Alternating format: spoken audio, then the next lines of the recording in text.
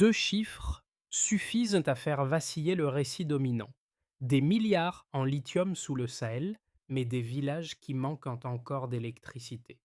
Derrière cette disproportion brutale, chaque nouveau gisement annoncé semble rallumer une menace, comme si la prospérité creusait elle-même la fracture. Alors que signifie cette équation instable pour les habitants, quand le nom d'Ibrahim Traoré cristallise à la fois l'espoir d'un redressement et la crainte d'une confrontation prolongée? À l'horizon, un choix se dessine, étroit, entre contrôle de ses ressources, avenir collectif et prix politique à payer. Ce récit promet de dévoiler comment une ressource présentée comme une chance historique peut devenir paradoxalement un facteur d'instabilité. Comprendre cette dynamique offre un cadre clair pour analyser les rapports de forces régionaux, en révélant pourquoi certains pays du Sahel restent fragiles malgré leur richesse minérale. L'enjeu est immense. Derrière chaque gisement de lithium se cache la possibilité d'un développement souverain, mais aussi le risque d'une nouvelle dépendance façonnée par les puissances qui convoitent ces ressources stratégiques. En posant cette question, on peut mesurer ce que représente réellement la bataille autour du lithium, une lutte pour le contrôle du futur, autant politique qu'économique. Et cette réduction de 12 points, souvent citée comme un progrès inattendu, n'est en réalité que la première pièce d'un puzzle beaucoup plus vaste. Car derrière cette amélioration se dessinent des chaînes de causalité que les récits médiatiques traditionnels évoquent rarement. Le lithium, désormais considéré comme un pivot des technologies modernes, a transformé les zones minières du Mali et du Burkina Faso en espaces de rivalité politique, diplomatique et économique. Chaque découverte attise de nouveaux appétits et chaque appétit génère sa propre logique d'ingérence. Stations logistiques, accords de sécuritaires, programmes d'assistance conditionnés. Ainsi, ce qui semblait relever d'un simple problème d'insécurité locale s'est étiré pour devenir une lutte internationale où les acteurs régionaux tentent de reprendre la main. Dans ce contexte, l'émergence d'Ibrahim Traoré au Burkina Faso a ajouté un facteur de rupture supplémentaire. Sa décision de dénoncer plusieurs accords militaires, de fermer certaines bases étrangères et de pousser vers une autonomie stratégique n'a pas seulement modifié l'équilibre national, elle a reconfiguré l'ensemble de la dynamique sahélienne. Les puissances occidentales, qui avaient longtemps façonné la politique sécuritaire de la région, ont soudainement perdu une partie de leur influence, tandis que de nouveaux partenaires, Russie, Turquie, Iran, ont vu leur rôle s'accroître. Mais ce basculement n'est pas uniforme. Dans les localités du Nord, la réouverture progressive des marchés et des écoles illustre une reprise de contrôle fragile, parfois réversible. Et dans les capitales voisines, les gouvernements observent avec méfiance ou admiration ce modèle alternatif fondé sur la souveraineté et la recomposition régionale. Comprendre ces mécanismes est indispensable pour saisir ce qui viendra ensuite. Dans le cas du Burkina Faso, ce rôle a été incarné par Ibrahim Traoré, non comme figure héroïque, mais comme acteur qui lit le terrain avant de lire les communiqués. Cet épisode, modeste en apparence, a eu un effet psychologique immédiat. Les marchés ont repris, des enseignants sont revenus et les autorités locales ont pu rétablir un minimum de services administratifs. Il montre comment une action tactique, même limitée, peut changer la perception d'abandon qui pesait sur les populations. Là, les fresques représentant Traoré, souvent peintes à la hâte sur des murs poussiéreux, ne sont pas des signes de propagande officielle. Elles témoignent plutôt d'une appropriation populaire. L'idée que la souveraineté n'est plus un mot creux, mais une réponse collective à des décennies de dépendance stratégique. En réunissant ces deux scènes, un axe routier repris, un quartier qui s'organise, on observe le début d'un effet d'entraînement. Non pas un miracle politique, mais une dynamique où la population teste, vérifie et parfois adopte les choix de son dirigeant.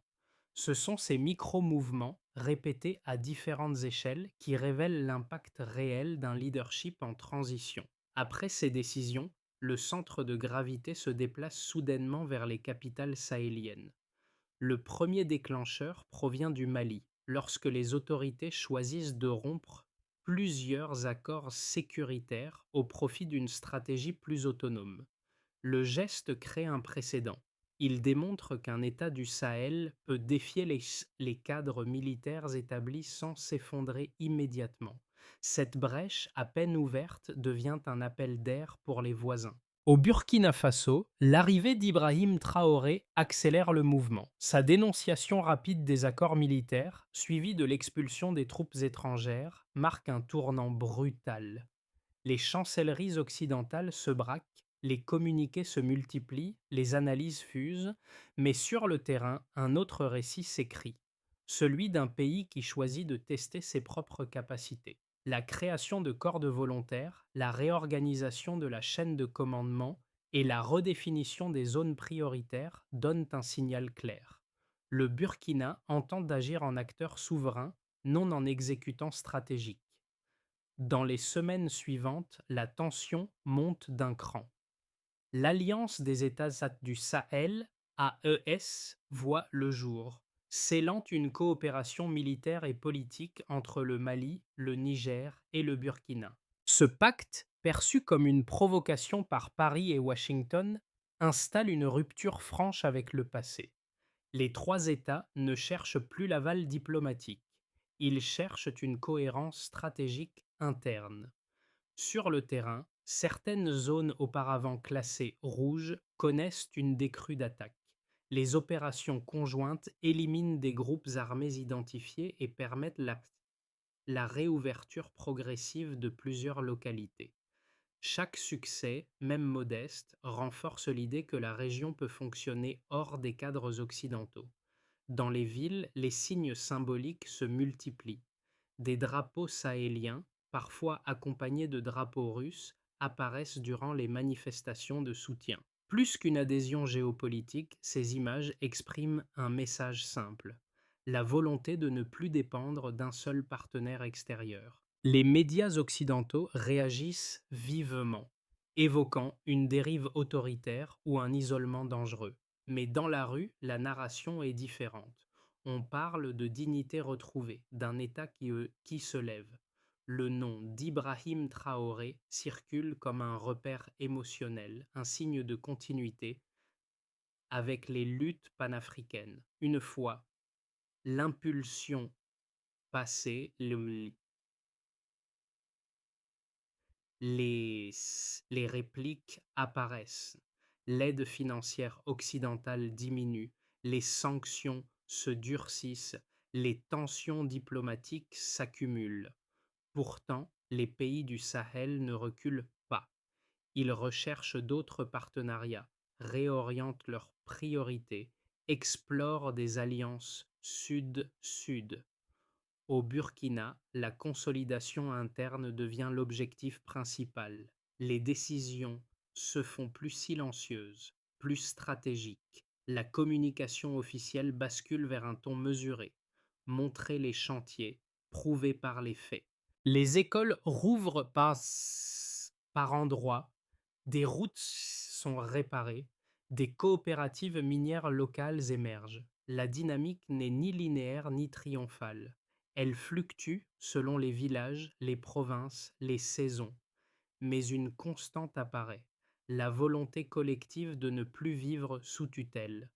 Ainsi se dessine un mouvement, lent, heurté, mais irréversible. La première donnée clé concerne la sécurité territoriale. Avant l'arrivée d'Ibrahim Traoré, environ 40% du territoire burkinabé échappait au contrôle de l'État. Aujourd'hui, ce chiffre se situe autour de 28%, selon plusieurs rapports locaux cités dans le corpus. Ce delta de 12 points montre une inflexion réelle, même si la situation reste fragile. Cette variation illustre un changement de dynamique dans un contexte pourtant défavorable, en soulignant la capacité d'un État isolé à reprendre une partie de son initiative. La deuxième donnée essentielle touche à la mobilisation populaire. Les volontaires pour la défense de la patrie, VDP, comptaient environ 50 000 membres en 2022. En 2024, leur effectif dépasse 10 000, soit une croissance de près de 80% en 2 ans. Cette hausse rapide n'est pas uniquement quantitative, elle indique une mutation sociale profonde. La mobilisation élargie reflète un engagement communautaire inédit face aux menaces persistantes, transformant la sécurité en responsabilité partagée. Le troisième indicateur concerne l'économie, particulièrement affectée par les sanctions internationales et la rupture des partenariats historiques. En 2020, les échanges extérieurs du Burkina Faso ont chuté d'environ 30%, conséquence directe de l'isolement politique et financier. Pourtant, certains secteurs montrent des signes de recomposition. La contraction initiale ouvre paradoxalement un espace pour réorganiser les flux économiques internes, en favorisant davantage d'acteurs locaux. À partir de ces trois blocs chiffrés, une lecture plus nuancée émerge. Le recul de l'insécurité ne garantit pas la stabilité, mais crée un point d'appui pour les réformes politiques. La montée en puissance des VDP ne règle pas les tensions régionales, mais modifie le rapport psychologique entre population et groupes armés. La baisse des échanges extérieurs ne signifie pas un effondrement économique, mais un réajustement contraint vers une autonomie partielle. Les chiffres révèlent une transformation plus qualitative que strictement statistique. La réduction de l'insécurité, par exemple, ne suit pas une courbe linéaire. Certaines zones connaissent des améliorations rapides, quand d'autres stagnent ou rechutent ponctuellement. Ce morcellement illustre une réalité que les tableaux ne saisissent qu'imparfaitement. La gouvernance en période de crise se joue au niveau des microdynamiques locales. Les données agrégées masquent souvent la complexité des tactiques quotidiennes sur le terrain. De même, l'essor des VDP n'est pas simplement une augmentation d'effectifs. Il traduit une redéfinition de la place des civils dans la défense du territoire. Cette implication accrue a un coût humain élevé, mais elle modifie la psychologie collective. Là où régnait autrefois un sentiment d'abandon, s'installe une conscience d'action commune, même si elle demeure fragile. L'engagement civil devient un signal sociopolitique structurant pour l'avenir. Quant au repli économique, il expose un paradoxe. L'isolement forcé entraîne des pertes immédiates, mais il pousse aussi l'État à développer des circuits alternatifs. Les coopératives minières locales, bien que modestes, incarnent cette transition progressive. Elles ne remplacent pas encore les multinationales, mais elles montrent une volonté de rééquilibrage durable. Cette recomposition lente témoigne d'un changement de modèle plutôt que d'un simple ajustement conjoncturel. La question n'est plus seulement de savoir si ces indicateurs sont bons ou mauvais, mais ce qu'ils révèlent d'un système qui se réécrit sous contrainte. Le premier argument avancé par les critiques repose sur une inquiétude économique. Selon eux, la stratégie de rupture menée au Burkina Faso fragilise davantage un pays déjà vulnérable. La chute d'environ 30% des échanges extérieurs enregistrés après les sanctions et la reconfiguration diplomatique serait le signe d'un isolement auto-infligé. À leurs yeux, sans partenariats occidentaux, l'économie burkinabé risque de s'enliser dans un cycle de pénurie, d'inflation et de dépendance accrue envers de nouveaux alliés.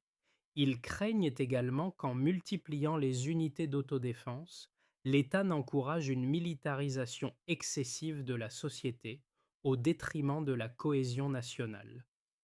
Le deuxième argument critique concerne la gouvernance. Certains observateurs estiment que l'autorité centralisée autour d'Ibrahim Traoré concentre un pouvoir trop important entre les mains d'un exécutif jeune et encore en apprentissage politique. Ils redoutent que la lutte contre le terrorisme serve de justification à un affaiblissement des contre-pouvoirs institutionnels et à la montée d'une idéologie nationaliste difficile à réorienter. Dans cette lecture, les victoires militaires sont réelles mais révocables, et le recul de l'insécurité, de 40% de territoire perdu à environ 28%, serait trop fragile pour justifier un changement systémique aussi ambitieux. Pourtant, les défenseurs de cette trajectoire avancent une contre-lecture fondée sur les faits du terrain. Ils rappellent que la crise sécuritaire préexistait aux ruptures diplomatiques et qu'aucun modèle précédent, malgré des décennies d'ingérence, n'avait inversé la tendance. La baisse de 12 points des zones hors contrôle, même partielle, indique un retournement que les approches traditionnelles n'avaient pas obtenu. De même, l'explosion des VDP de 50 000 à plus de 90 000 membres montre une mobilisation populaire inédite, réécrivant le rapport psychologique entre population et groupes armés. Selon eux, il ne s'agit pas d'un isolement, mais d'une réorganisation. Remplacer un modèle de dépendance par un modèle de souveraineté progressive, encore imparfait, mais fondé sur les choix internes. Ainsi, les deux perspectives coexistent, chacune solide à sa manière. Mais la dynamique actuelle suggère que les populations, davantage que les institutions étrangères, deviennent aujourd'hui le véritable baromètre de la stabilité sahélienne. Ce moment charnière apparaît lorsque les autorités du Burkina Faso cessent de réagir aux accusations internationales pour entrer dans une phase de construction discrète. La rupture n'est plus seulement diplomatique ou militaire, elle devient narrative. Le pays cesse de se définir par rapport aux puissances extérieures et commence à produire son propre rythme, ses propres priorités, ses propres points d'appui. Dans ce glissement, Ibrahim Traoré n'est plus seulement un acteur politique. Il devient un marqueur collectif, un réflexe de souveraineté revendiqué par les habitants. Les discours s'apaisent, les caméras occidentales s'éloignent, mais les chantiers locaux se multiplient: routes régionales, écoles réhabilitées, unités agricoles en expansion. Ce ne sont pas des annonces spectaculaires, ce sont des preuves par accumulation. La véritable révélation du milieu repose donc sur une inversion subtile. Le pouvoir ne cherche plus la validation extérieure, il cherche la cohérence interne. Et cette cohérence, encore fragile mais persistante, modifie la dynamique régionale. Le Sahel, longtemps considéré comme périphérique, s'affirme progressivement comme un espace politique autonome, un territoire qui expérimente, parfois à tâtons, une souveraineté vécue plutôt que proclamée. Les conséquences de cette recomposition politique et sécuritaire s'observent désormais dans 4 sphères distinctes, chacune révélant un pan de la transformation en cours au Sahel. Pour l'État burkinabé, la reprise progressive de certaines localités autrefois classées rouges a créé un nouvel espace de gouvernance. Les institutions, longtemps dépendantes des financements et des cadres opérationnels extérieurs, apprennent à fonctionner avec des marges réduites mais plus autonomes. La mise en place de zones de défense régionales, combinée à la montée en puissance des volontaires civils, a rapproché la décision stratégique du terrain. Cette évolution consolide un État plus réactif, même si ses moyens restent limités. Elle ferme aussi la boucle ouverte au midpoint. La cohérence interne, plutôt que la validation internationale, devient le principal baromètre d'action publique. Sur le plan économique, les effets sont ambivalents mais tangibles. La chute des échanges extérieurs, environ 30% en 2023, selon les estimations citées, a provoqué un ralentissement brutal dans les secteurs dépendants des importations occidentales. Cependant, Cette contraction a poussé les autorités à accélérer la création de coopératives minières locales et à réorienter les partenariats vers la Russie, la Turquie ou l'Iran. Les revenus miniers, désormais partiellement gérés par l'État, sont réinvestis dans les infrastructures rurales. Il ne s'agit pas encore d'un modèle économique stable, mais d'une transition forcée qui redéfinit les priorités productives. Pour les entreprises locales, l'incertitude demeure, mais de nouvelles niches émergent dans l'agriculture, la logistique et l'exploitation artisanale des minéraux. Au niveau social, les transformations sont immédiates et perceptibles. Le déploiement massif des VDP, passé de 50 000 à plus de 90 000 membres, a modifié la place des civils dans la sécurité nationale. Cette mobilisation élargie a renforcé un sentiment de participation collective et réduit, dans plusieurs régions, la perception d'abandon qui dominait jusque-là. Dans les villes, les fresques et les slogans populaires autour d'Ibrahim Traoré traduisent un basculement symbolique. La souveraineté n'est plus un mot abstrait, mais une pratique quotidienne. Même si la vie reste difficile, la population associe désormais les efforts de reconstruction à un projet choisi plutôt qu'imposé. À l'échelle régionale, la création de l'Alliance des États du Sahel, AES, a modifié les équilibres diplomatiques. Cette coalition militaire et politique, perçue comme une provocation par Paris et Washington, sert à la fois de bouclier stratégique et de plateforme d'expérimentation institutionnelle. Elle inspire une redéfinition des alliances, incite d'autres États à envisager des trajectoires plus souveraines et recompose la carte d'influence dans la région. Les puissances extérieures, confrontées à ce réalignement, ajustent leur posture. Moins de présence militaire directe, plus de pression diplomatique et informationnelle. Ainsi, le Sahel cesse d'être une simple périphérie pour devenir un acteur géopolitique en recomposition permanente. Les mois à venir dessineront une trajectoire encore mouvante pour le Burkina Faso et, plus largement, pour le Sahel. Trois scénarios se dégagent, chacun dépendant de la stabilité interne, de la pression extérieure et de la capacité politique à maintenir la cohésion. Dans cette projection, le pays poursuit sa dynamique actuelle sans rupture majeure. Les forces armées maintiennent un niveau de pression constant sur les groupes armés, tandis que les zones de défense régionales affinent leur coordination. Les coopératives minières locales gagnent en organisation, générant des revenus modestes mais réguliers pour les infrastructures rurales. Sur le plan diplomatique, les relations avec la Russie, la Chine ou la Turquie se stabilisent, offrant un minimum d'oxygène économique. Ce scénario suppose qu'Ibrahim Traoré parvienne à équilibrer l'idéalisme souverainiste avec une gouvernance pragmatique, évitant les décisions trop abruptes. Le Sahel demeure instable, mais la courbe générale garde un sens de progression lente. Ici, la dynamique interne et régionale s'accélère. Les opérations conjointes dans le cadre de l'Alliance des États du Sahel, AES, gagnent en efficacité, entraînant une baisse notable des attaques. Les corridors logistiques entre le Niger, le Mali et le Burkina s'ouvrent, facilitant les échanges agricoles et miniers. Les partenariats sud-sud se structurent autour de projets d'énergie, de routes et de transformation locale des ressources. L'économie se réoriente progressivement, réduisant la dépendance aux importations occidentales.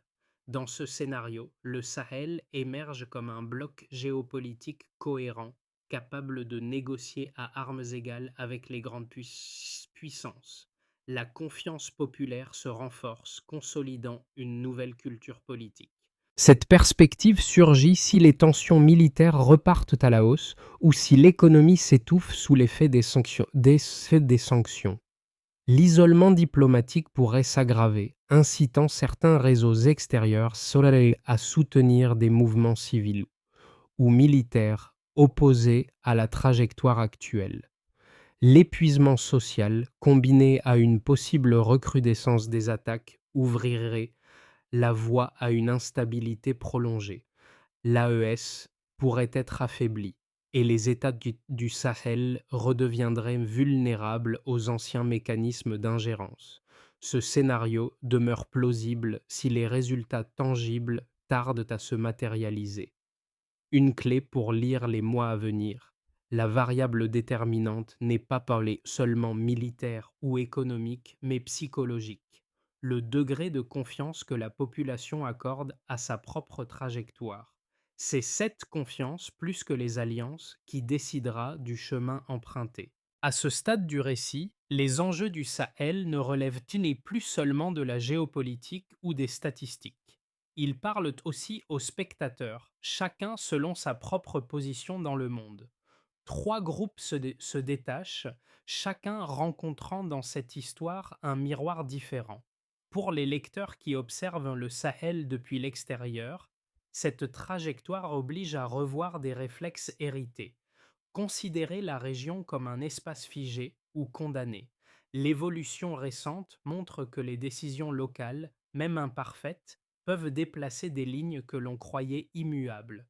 La compréhension ne se trouve donc pas seulement dans les grands rapports, mais dans l'attention portée aux expériences du terrain. Pour d'autres, cette histoire résonne comme une étude de cas. Elle met en lumière ce que signifie reprendre le contrôle à l'ère des dépendances multiples.